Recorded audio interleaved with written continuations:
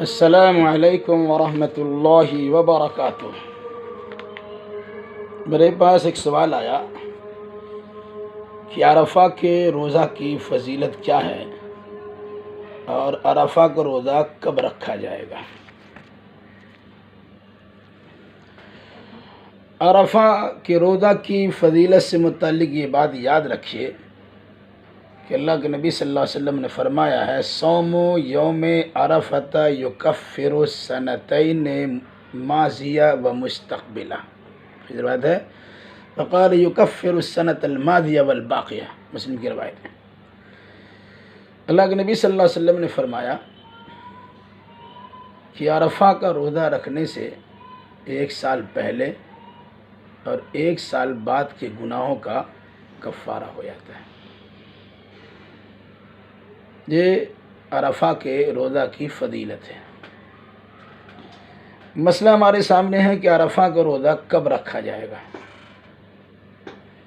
اس سلسلے میں ہمارے سامنے 3 اقوال ہیں۔ بعض علماء نے بیان کیا کہ چونکہ عرفہ کا روزہ حاجیوں کے عرفات کے میدان میں قیام کے نتیجے میں ہے، اس لیے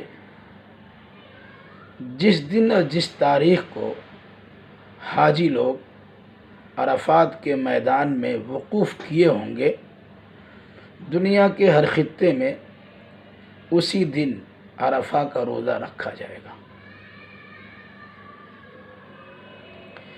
ایک دوسرا قول یہ ہے کہ نہیں، عرفہ کا روزہ ذی الحجہ کے 9ویں تاریخ کو، یعنی 10ویں تاریخ یوم النحر سے ایک دن پہلے 9ویں تاریخ کو عرفہ کا روزہ رکھا جائے گا۔ اور کہا اس لیے کہ دنیا کے ہر ملک کی اپنی اپنی رویت ہوتی ہے۔ رویت و شہادت کی بنیاد پر مہینے کا آغاز اور مہینے کا اختتام ہوتا ہے۔ تو ذی الحجہ کی 9ویں تاریخ کو یوم عرفہ مانا جائے اور 9ویں تاریخ کو روزہ رکھا جائے۔ ایک تیسرا قول یہ ہے کہ دونوں طرح کے اقوال علماء امت سے ثابت ہے، تو کیوں نہیں ان دونوں کے درمیان تطبیق پیدا کی جائے اور ایک روزہ کے بجائے 2 روزہ رکھنے کی تلقین کی جائے۔ یعنی سعودیہ عربیہ میں جس دن حاجی لوگ عرفات کے میدان میں ہو، اس دن بھی لوگ روزہ رکھے، اور پھر اپنے اپنے علاقے میں جو 9ویں تاریخ ہو ذی الحجہ کی، اس دن بھی روزہ رکھے۔ یعنی ایک روزہ نہ رکھے بلکہ 2 روزہ رکھے۔ کچھ لوگوں نے ایک روزہ رکھنے کو کہا، تو کہا عرفہ کے میدان میں جس دن حاجی لوگ قیام پذیر ہوتے ہیں اسی دن روزہ رکھا جائے گا، چاہے وہ 8 تاریخ ہو چاہے 9 تاریخ ہو۔ دوسرے لوگوں نے کہا کہ نہیں، تاریخ کے اعتبار سے 9ویں ذی الحجہ کو عرفہ کا دن کہا جاتا، تو عرفہ کا روزہ صرف 9 ذی الحجہ کو رکھا جائے گا۔ ان دونوں کے درمیان ایک راستہ نکالا گیا کہ نہیں، 2 روزہ رکھا جائے تاکہ حاجیوں کے عرفات میں جمع ہونا اس دن کو بھی تسلیم کیا جائے اور 9ویں تاریخ کو بھی مان لیا جائے۔ اس مناسبت سے 2 روزے رکھے جائیں گے۔ میرے نزدیک راجح قول یہ ہے کہ روزہ اپنے اپنے ملک اور علاقے میں رویت و شہادت کی بنیاد پر ذی الحجہ کی 9 تاریخ کو روزہ رکھا جائے گا۔ کچھ روزے دن سے تعلق رکھتے ہیں اور کچھ روزے تاریخ سے تعلق رکھتے ہیں۔ جیسے سوموار اور جمعرات کا روزہ یہ دن سے تعلق رکھتے ہیں۔ ایام 20 کے روزے عاشورہ کا روزہ اسی طرح عرفہ کا روزہ یہ تاریخ سے تعلق رکھتے ہیں. تو جس تاریخ کو عاشورہ محرم ہو تو اس تاریخ کو روزہ رکھا جائے، چاہے جون سا بھی دن ہو. جن تاریخوں کو ایام 20 کے 13، 14، 15 واقع ہو، چاہے جون سا بھی دن ہو، وہ دن کی قید کے ساتھ نہیں بلکہ تاریخ کی بنیاد پہ روزہ رکھا جائے. اسی طریقے سے عرفہ کا روزہ جو ہے 9 تاریخ کی بنیاد پہ رکھا جائے گا، وہ چاہے جون سا بھی دن آ جائے. کبھی سنیچر بھی ہو سکتا ہے، کبھی جمعہ بھی ہو سکتا ہے، کبھی اتوار بھی ہو سکتا ہے، کبھی اور بھی کچھ ہو سکتا ہے. جیسے اس مرتبہ منگل 9 تاریخ واقع ہو رہی ہے. اس لیے عرفہ کا روزہ اپنے علاقے کے اعتبار سے 9 ذی الحجہ کو رکھا جائے گا. یہاں پر ایک بات یاد رکھیے، عرفہ کا روزہ کیا میدان عرفات میں وقوف کی وجہ سے ہے؟ تو یہ بات قابل نظر ہے، اس لیے کہ اللہ کے نبی صلی اللہ علیہ وسلم مدینہ میں عرفہ کا روزہ رکھتے تھے، اس کی فضیلت بیان کرتے تھے، لیکن کبھی یہ نہیں سنا گیا کہ آپ نے یہ کہا ہو کہ جب عرفات کے میدان میں لوگ حاجی ہوں گے اسی تاریخ کو ہم روزہ رکھیں گے، یعنی اسی دن میں روزہ رکھیں گے. دوسری بات،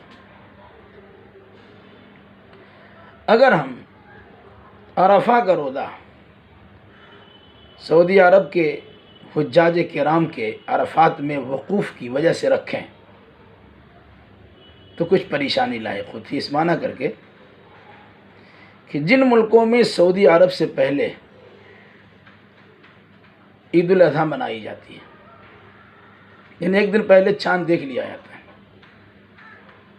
تو ان کی 10ویں تاریخ ہوگی اور سعودی کے اعتبار سے 9 تاریخ ہوگی. جیسے کینیا وغیرہ کا ہے، تو کیا وہاں کے لوگ ہر سال عرفہ کے روزہ سے محروم رہیں گے یا اپنی عید کے دن 10ویں تاریخ کو روزہ رکھیں گے؟ جبکہ 10ویں تاریخ کو روزہ رکھنا منع ہے، وہ عید کے دن ہے، روزہ نہیں رکھ سکتے ہیں.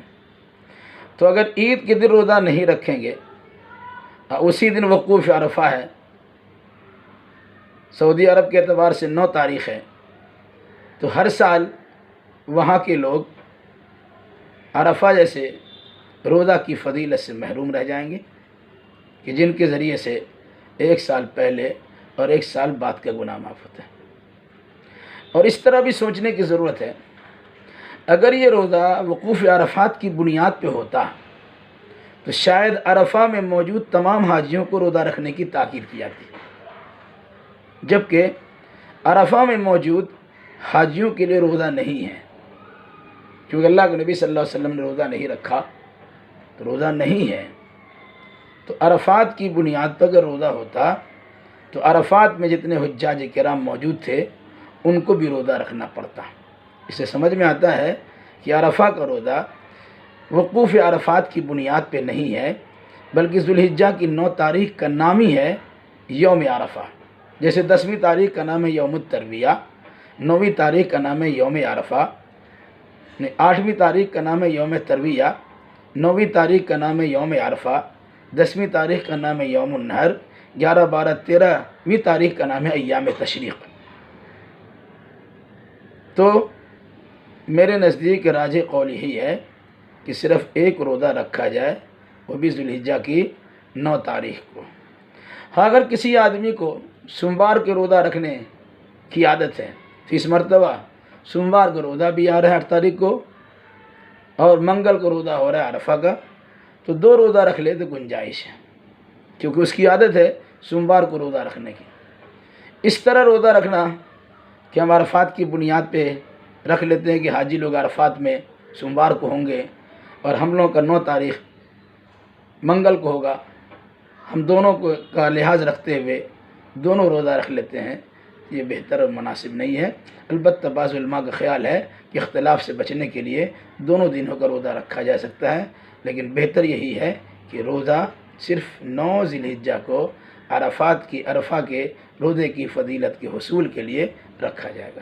اللہ ہمیں اور آپ کو اور جملہ مسلمانوں کو اس قسم کے اہم روزوں کی قدر و منزلت پہچاننے اور سنت رسول کے مطابق ادا کر کے اپنے گناہوں کے بخشوانے کی توفیق مرحمت فرمائیں۔